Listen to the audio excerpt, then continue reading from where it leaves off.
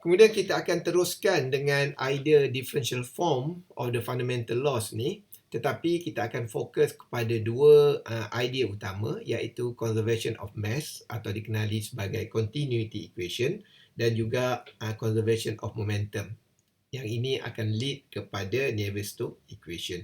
Dan untuk conservation of energy ni, first law of thermodynamics, kita akan tinggalkan kerana kita kata ia adalah fokus di dalam advanced thermo nanti. Okay, so selalunya kita kata pembahagian ini adalah melibatkan kita akan fokus kepada fluid di dalam penyelesaian masalah. Kerana gas sebenarnya very sensitive dengan temperature. Once temperature awak increase, so maknanya everything akan berubah. So jadi kita tidak fokus kepada pencarian data ketika berlakunya perubahan temperature yang mempengaruhi gas. Okey, kita pergi kepada idea yang pertama, iaitu conservation of mass ke arah mewujudkan continuity equation. So yang ini saya rasa pun adalah ulang kaji daripada undergraduate, sebab kita kata kita nak mulakan supaya pelajar boleh refresh idea mereka. Continuity equation ini perlu dipatuhi kerana apa? Kerana ia reflect kepada conservation of mass, kerana kita percaya bahawa di dalam hukum fizik, mass ataupun jisim tidak boleh dimusnahkan. Ia mungkin akan berubah daripada satu bentuk ke satu bentuk yang lain. Oleh itu, untuk memastikan bahawa pengiraan kita benar, so kita kena pastikan bahawa tidak berlaku pertambahan mass secara tiba-tiba. Maksudnya, inlet 5 kg, outlet 6 kg. So kita kata bila jadi unbalanced macam itu, kita kata mungkin ada something wrong terhadap equation yang kita gunakan. So jadi kita tahu bahawa mass, conservation of mass. Tetapi di dalam fluid mekanik selalunya orang tidak menggunakan mass, kerana mass ini selalunya digunakan dalam kajian yang melibatkan solid. Kerana solid dia akan ada berat, so mass darab gravity akan jadi berat. Tetapi di dalam fluid mekanik selalunya kita akan menggunakan mass flow rate. Kenapa? Kita melibatkan sesuatu yang bergerak.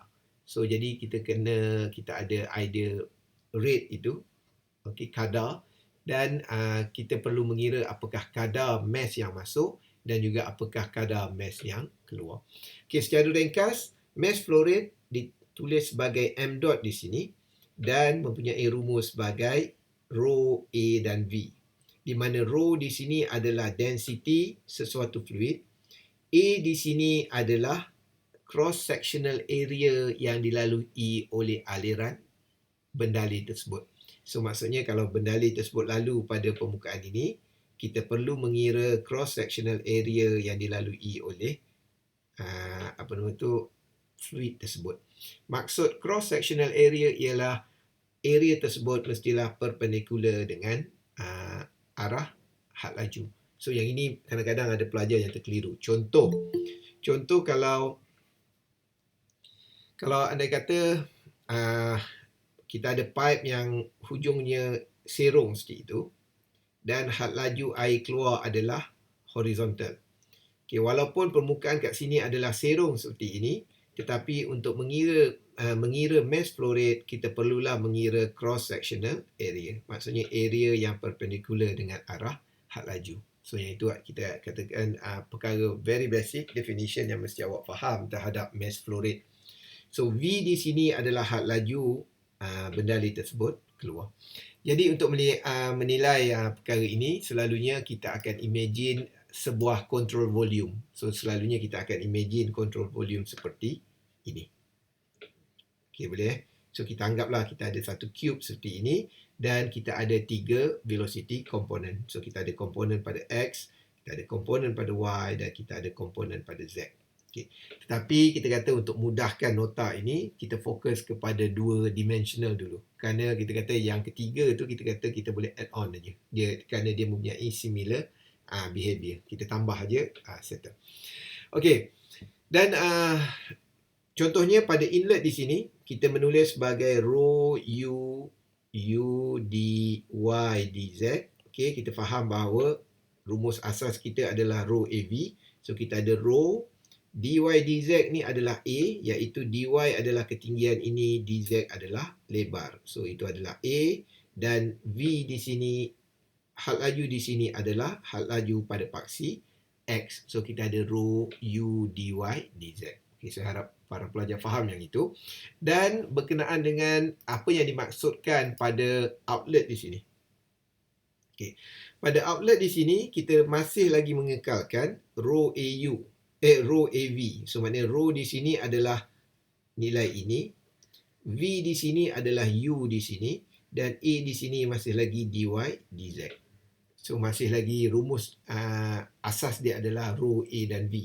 Tetapi terdapat sedikit perbezaan dalam gaya penulisan. So ini yang dikatakan differential form. So yang ini saya harap pelajar dapat faham, iaitu maksudnya ialah kita menulis sebagai rho U campurkan dengan del rho U over del X for dx. So and then kita akan darab semua sekali ini dengan dy dz. Okay. So maksud del di sini, saya rasa pelajar mengetahui, pelajar belajar berkenaan dengan partial differential method.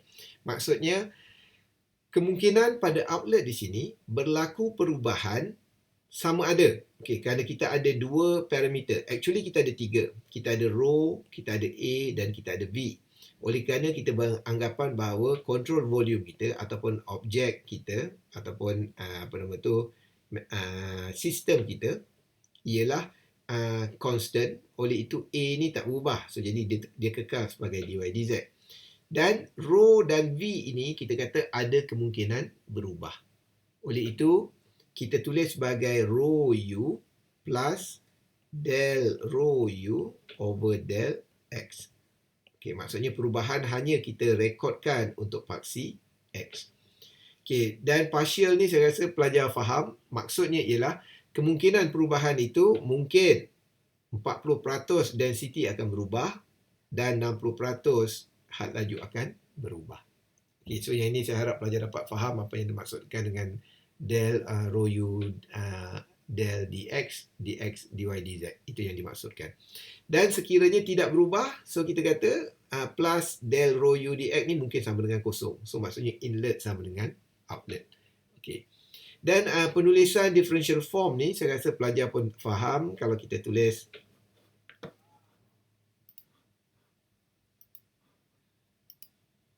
kalau kita tulis del rho U over del X, so ia bermaksud kita fixkan satu rho del U del X, so kita campurkan dengan U del rho over del X. So yang ini saya harap pelajar dapat faham maksud dengan partial differential method.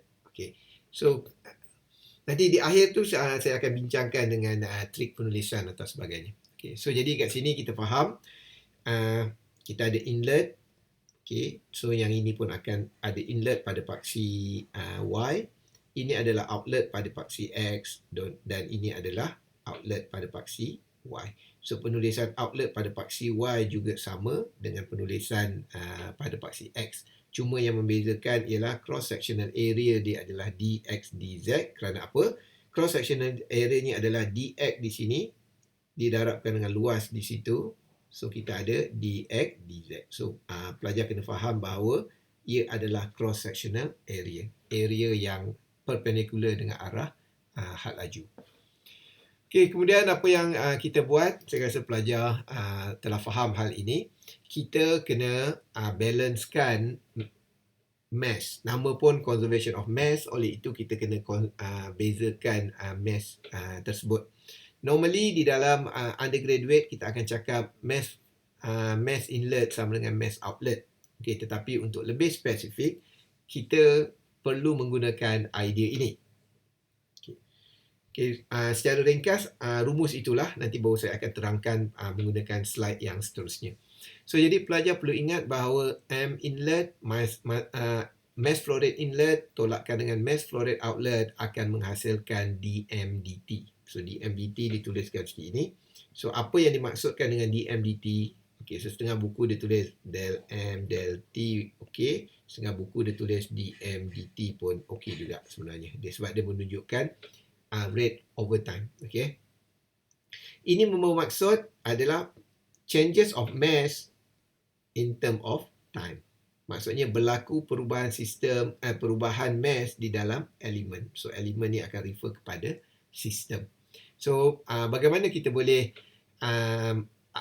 memahami physical idea berkenaan dengan mass flow rate inlet minus mass flow rate outlet equal to dmdt.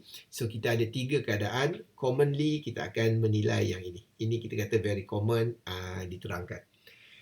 Seperti yang pelajar tahu, kita ada 2 jenis bendalih. Kita ada compressible dan incompressible. So selalunya di dalam undergraduate kita akan membicarakan tentang incompressible, dan di dalam fluid mechanics selalunya kita akan menggunakan incompressible. Kerana di dalam fluid mechanics kita tak berapa fokus tentang pertambahan temperature. Selalunya kalau cecair dipanaskan atau tidak, dia masih lagi incompressible. Kita tidak boleh kompres air.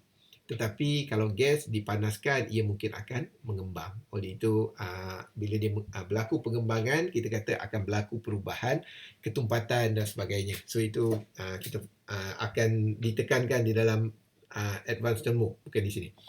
Okey, kita pergi kepada basic, iaitu incompressible flow, kerana kita banyak menggunakan cecair. Okey, kita beranggapan bahawa kita ada satu sistem 4 segi seperti ini. Okay, sistem ini kita anggap dipenuhi oleh fluid. Okay, yang paling mudah kita imagine dipenuhi oleh air. So kemudian kalau kita masukkan air pada inlet, for sure kerana ia adalah incompressible, dia tidak boleh terkompres lagi, tidak boleh termampat lagi. Oleh itu kita kata amount yang sama perlu ditolak keluar. Itu kita kata adalah basic idea. So jadi apa yang kita boleh buat di sini ialah kita kata mass flow rate inlet, kalau kita tolakkan dengan mass flow rate pada outlet, so ia menghasilkan kosong. So kosong ini apa yang dimaksudkan dengan kosong? Okey, yang dimaksudkan dengan kosong ini ialah kita kata tidak ada pertambahan mass di dalam sistem. Maksudnya pada T sama dengan 1, mass di dalam sistem mungkin 5 kilo. So pada T sama dengan 100, mass di dalam sistem masih lagi 3 kilo. Tadi kita cakap apa? 5 kilo. Okey, 5 kilo.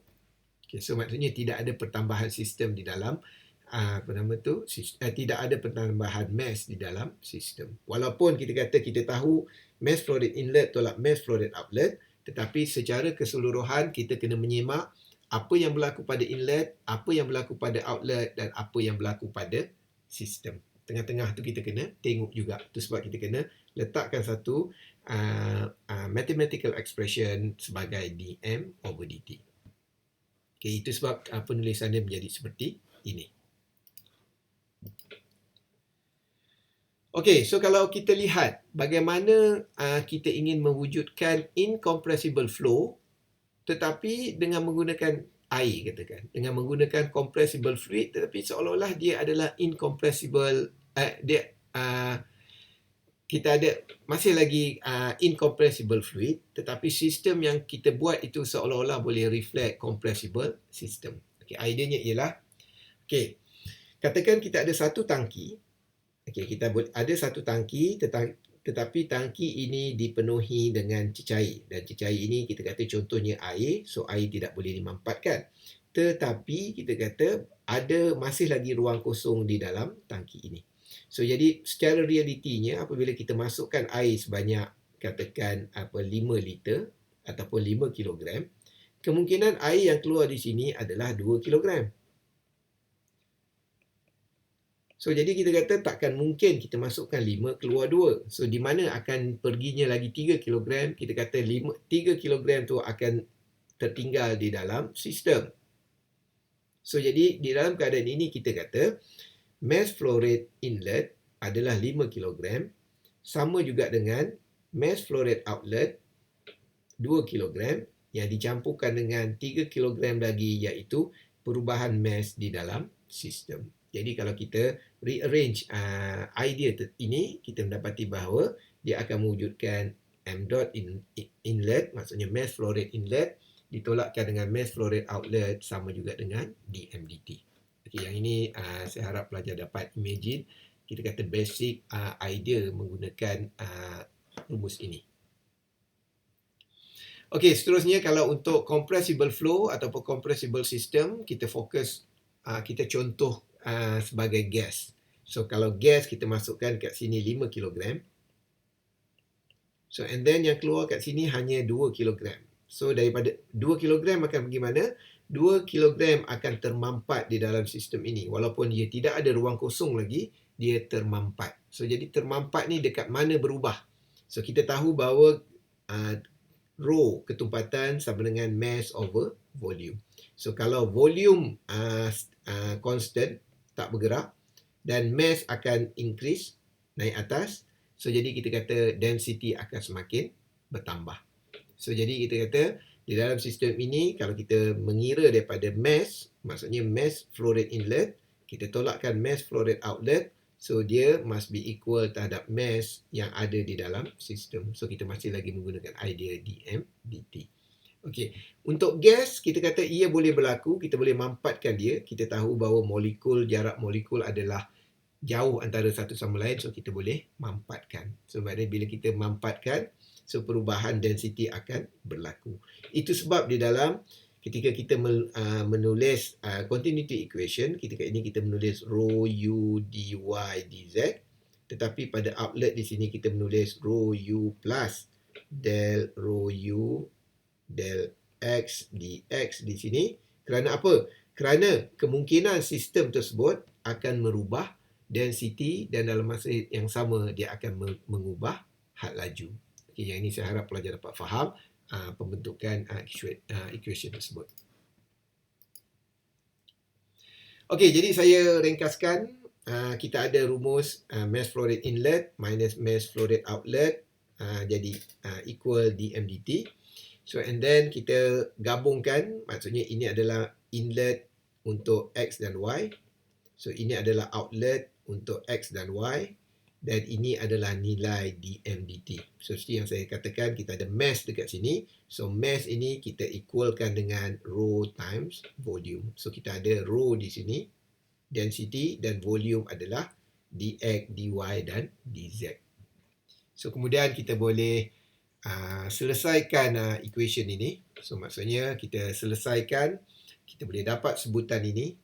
Okay, so kalau katakan kita ingin masukkan z direction, dia akan memberi nilai yang sama, iaitu kita ada del rho w over del z, kerana dia paksi z. Kemudian kita kata kita kembangkan equation ini. Awak tahu, saya dah tunjukkan tadi, del rho u tu kita boleh kembangkan rho del u del x plus u del rho del x. So, kita kembangkan, kita rearrange, kita boleh dapat sebutan ini. Okay. So, apabila kita dapat sebutan ini kita katakan very general continuity equation. Kemudian kita boleh ringkaskan berdasarkan situasi ataupun berdasarkan condition yang kita buat kajian. Okay. So, contohnya kalau kita kata kita menggunakan hanya incompressible flow. So, incompressible flow maksudnya tiada perubahan density. So, di sini saya harap sebagai pelajar master awak kena faham, tiada perubahan density tidak bermaksud density equal to zero. Kalau density equal to zero membawa maksud objek tersebut langsung tiada. So, yang ini saya banyak nampak pelajar anggap bahawa bila kita kata tiada effect of viscosity equal to zero. So, viscosity equal to zero means liquid tak ada lah. Okay. So, jadi kita kata tidak ada perubahan, no changes in density. So, maknanya no changes, kita anggap d rho dt ni tidak wujud. Maksudnya perubahan d rho dx tidak wujud, d rho dy tak wujud, d rho dz tak wujud. Okay, so and then kita ada sebutan ini. So, kalau secara matematik sebutan ini, nilai rho ni pun kita boleh bawa ke sebelah dan dia boleh hilang lah daripada equation. Okay, settle. So, and then kita boleh dapat sebutan ini, dan sekiranya kita fokus kepada 2D saja, dan kita boleh, maksudnya tidak ada perubahan pada paksi Z. So, maksudnya nilai ini kita boleh cancel. So, kita boleh dapat rumus ini. du dx plus dv dy sama dengan kosong. So di dalam simulation atau sebagainya, kita amat penting untuk kita pastikan continuity equation kita betul. Baru kita boleh pergi kepada next step dalam pengiraan. Okay, kerana apa kita perlu pastikan continuity kita betul? Kerana kita nak pastikan conservation of mass itu dipatuhi. Okay. Yang ini kita kata awak kena berhati-hati bagi mereka yang buat simulation. Saya harap dapat mengambil berat perkara ini. Okey, so ini adalah beberapa kita kata nota ringkas berkenaan dengan equation yang kita boleh dapat daripada continuity equation.